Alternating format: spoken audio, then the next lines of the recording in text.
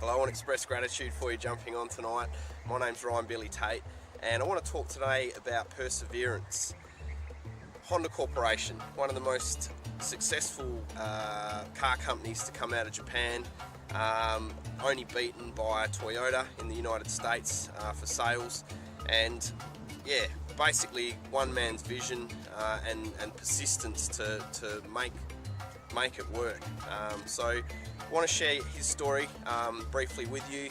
Basically, Mr. Honda spent years and years working on a piston ring that he wanted to sell to Toyota, and he spent, I think it was 4 years, working day and night, slept in his workshop, even pawned his wife's jewellery at one stage to keep the dream alive. And Toyota came back and said, you know, he doesn't meet our quality standards. He was quite gutted. Ended up having to go back to school for 2 years, and basically everyone was laughing at him and thought he was a bit of a joke. Didn't stop him. He thought, nah, I'm going to keep going with this. So 2 years later, he stayed in school, he kept working on it, and basically got the okay from Toyota. So he finally got that goal ticked off, and then Japan geared up for war, and yeah, basically said, we're not giving you the concrete that you want to build your factory to supply these piston rings to Toyota. Did he let that stop him? No. Did he, you know, say, bugger it, it's not going to work? He came up with a way to actually formulate his own concrete and build his factory. During the war, that factory got bombed twice. Again, didn't say this is too hard, you know, it's not worth it. He just persisted and went on, repaired the factory, and basically kept working. Earthquake leveled the factory. Just an unbelievable story. He ended up having to sell the operation to Toyota to actually end up doing it themselves. So you know, all those things happened to him. He could have easily, anyone else would have given up.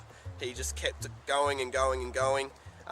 During the war, no petrol was around in Japan, so no one could even drive to get to work to support their families, basically. So Honda went and grabbed a little motor, strapped it to a bicycle, and was using that to get to work, to, you know, grab some shopping and things like that. The neighbours asked, can you strap a motor to one of my bicycles so I can do the same, which he started doing.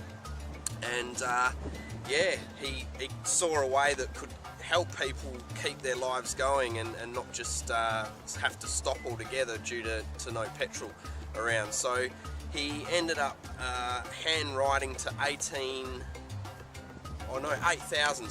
wrote to 8,000 bicycle shops, and told them what he was doing and asked them to supply bikes or come in on the deal. I forget how it worked, but basically 5,000 of those said yes, and he started strapping all the motors he could to bikes to help people out. They were a bit cumbersome.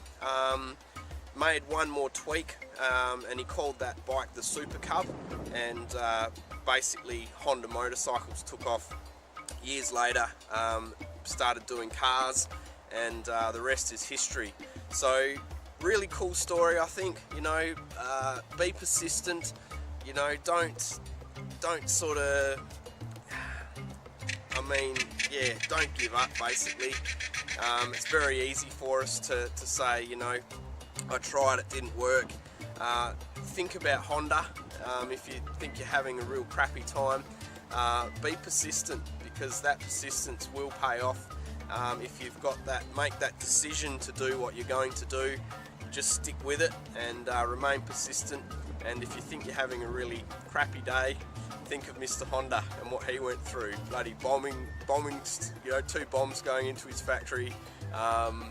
Yeah, an earthquake leveling it.